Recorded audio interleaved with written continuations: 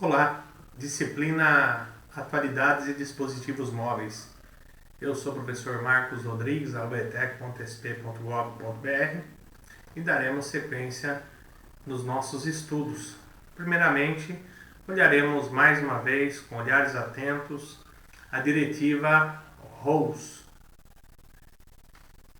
brasileira, para a ideia para o Brasil. Ela que é uma diretiva europeia. Trabalharemos um vídeo da rede social YouTube de acordo com os webinars, treinamentos que são realizados, alguns trechos a gente vai ver, para dar sequência depois a uma outra diretiva.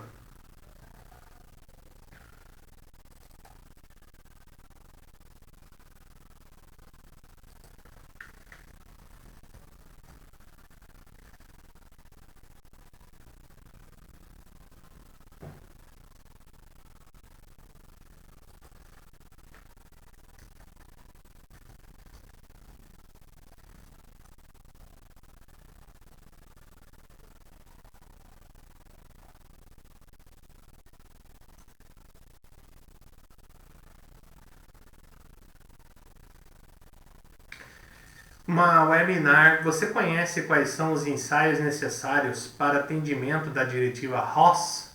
Eu tenho a pronúncia ruim para isso, eu falo ROS. ROS.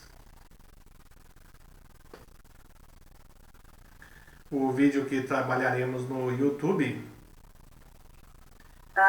é esse aqui, tá? O link disponível durante a aula no chat do professor para aqueles que necessitarem ver. Onde é dado um Ctrl+C, Ctrl+V por parte do professor, disponibilizado para os senhores. E daremos um pause, tá? Com 18 minutos e 20. Assistiremos um trecho, depois mostrarei para vocês até onde veremos. Com certeza mostrarei para vocês na aula assíncrona. Só um instante e já volto. Voltando, pessoal, esqueci apenas de dizer o seguinte. Veremos o comecinho do vídeo, vendo aqui a Roberta falar sobre a parte que ela trabalha de análise, das substâncias, enfim, podemos dizer dessa forma. E depois será dado alguns exemplos pra gente, tá? Então vou rodar o vídeo com vocês, caso não fique legal no momento da transmissão aqui, eu sei os pontos do vídeo, a gente faz, tá bom? Então, uma webinar. Você conhece quais são os ensaios necessários para atendimento da diretiva ROS? Eles não falam, pronunciam ROS como eu, é ROS. Então, aqui hoje o tema a gente colocou, Você conhece quais são os ensaios necessários para o atendimento da diretiva ROS, Então, como eu já me apresentei, meu nome é Roberta Moretti, sou coordenadora de sistema do IQA. Sou responsável hoje pelas operações de certificação de sistemas em laboratório químico, Tenho experiência de 25 anos na área automotiva, A minha formação é química, com pós-graduação em gestão ambiental.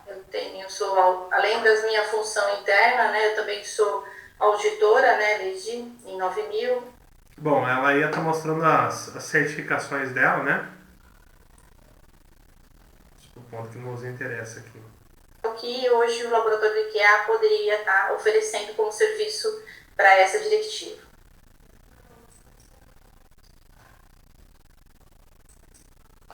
Então, aqui a definição de ROS, restrição de certas substâncias perigosas, É uma diretiva que foi adotada em fevereiro de 2003 pela União Europeia, que ela proíbe certas substâncias perigosas que sejam usadas no processo de fabricação de produtos de equipamentos elétricos e eletrônicos, e atendimento a uma diretiva de modo para poder vender esse produto na Europa. Ele tem que comprovar que ele tem que ter uma certa porcentagem, um limite máximo, de alguns elementos químicos. Esses elementos, um deles é o chumbo, que na época foi chamado de lead free, né? Mas ela também tem mais 5 outras substâncias dessa diretiva, né?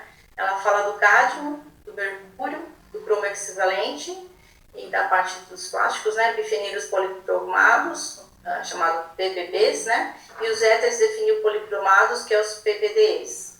Lembrar de Ross é a lei do sem chumbo. Um macete aí.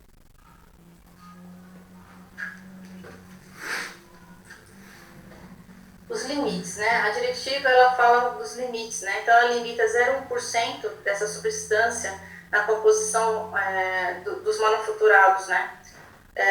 Ou importados vindo da União Europeia, importados dos Estados Unidos, China, Nova Zelândia, os países já adotam esse limite, né? Já adotam a RoHS.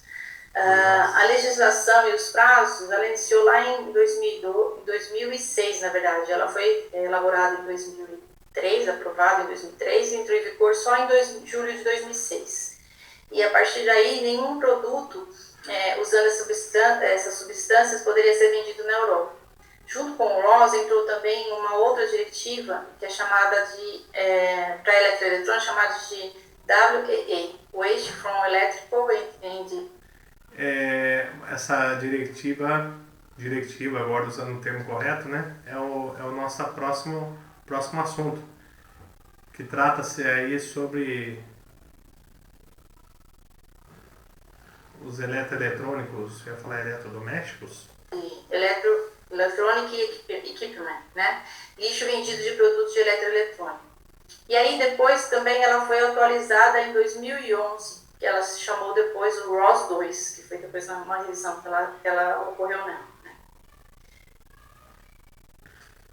A parte que compete ao Brasil, né, a Priscila da Shimatsu vai estar falando um pouquinho para vocês como é que está hoje a RoHS brasileira, chamada de RoHS brasileira, mas na verdade é uma CONAMA, né, que ela está praticamente pronta desde o ano passado.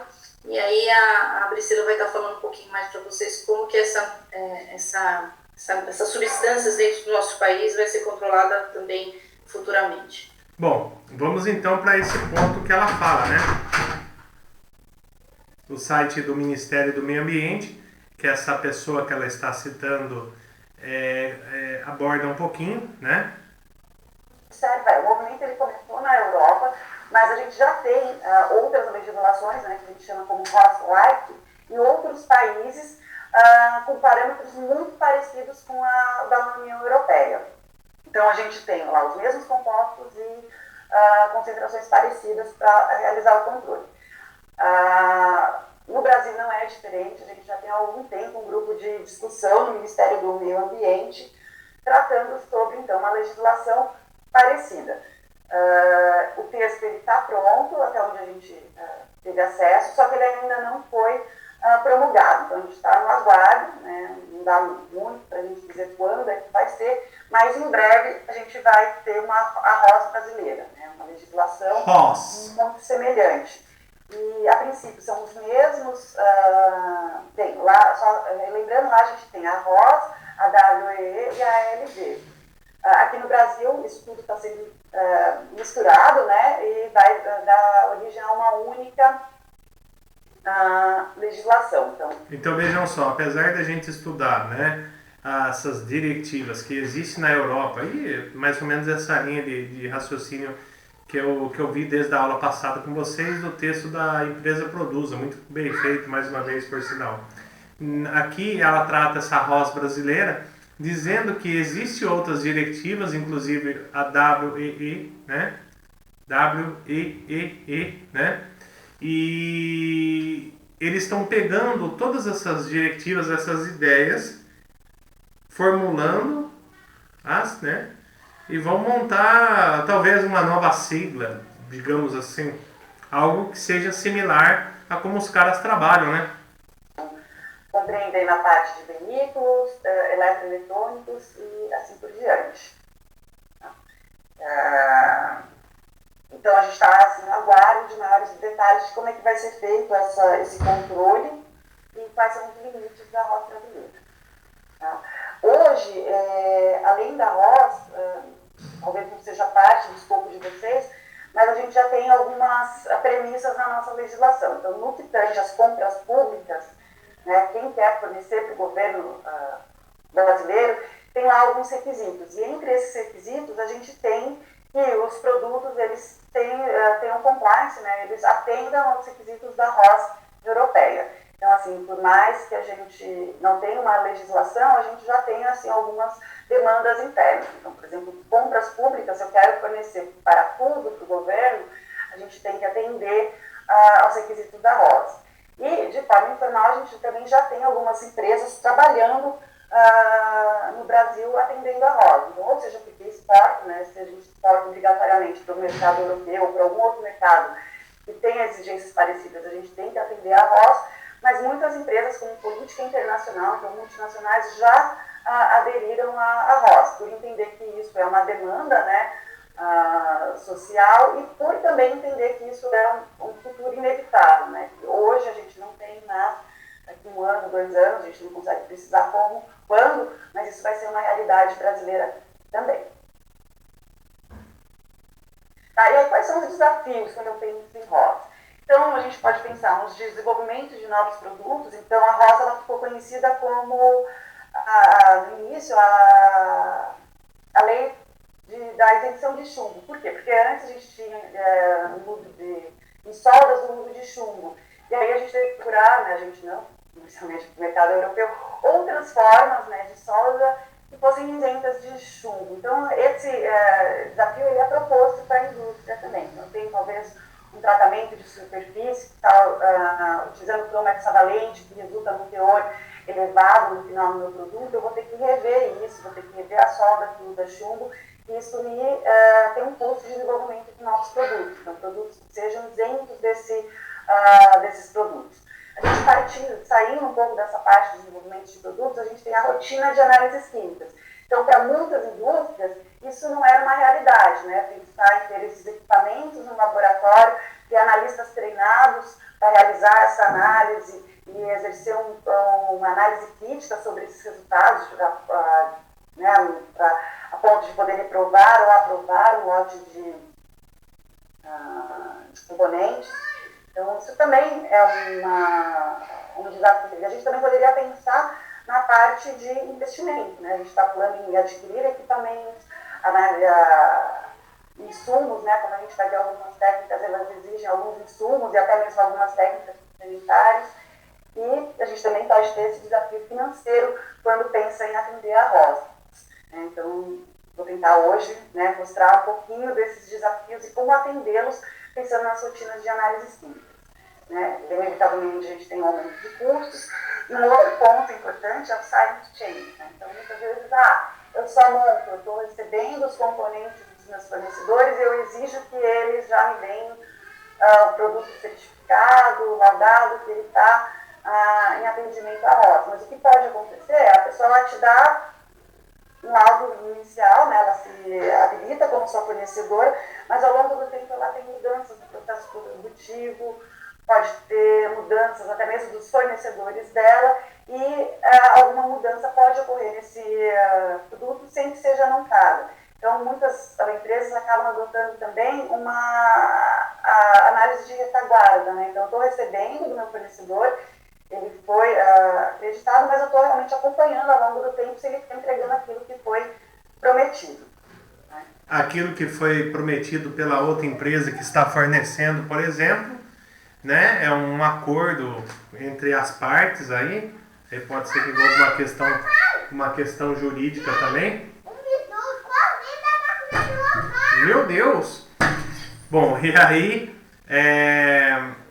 tudo aquilo que foi proposto inicialmente pode, né, ao longo do tempo ter um relaxo e aí pode ter um acompanhamento por parte da pessoa que solicita esses serviços, né, solicita esse produto, vamos dizer assim, né, para que não acabe adotando o sign chain, né, que ao longo do tempo essa espécie de relaxo, tá?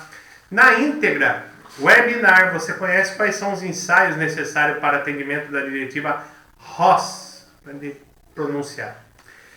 E diante desse contexto, senhores, eu encerro essa primeira parte da aula.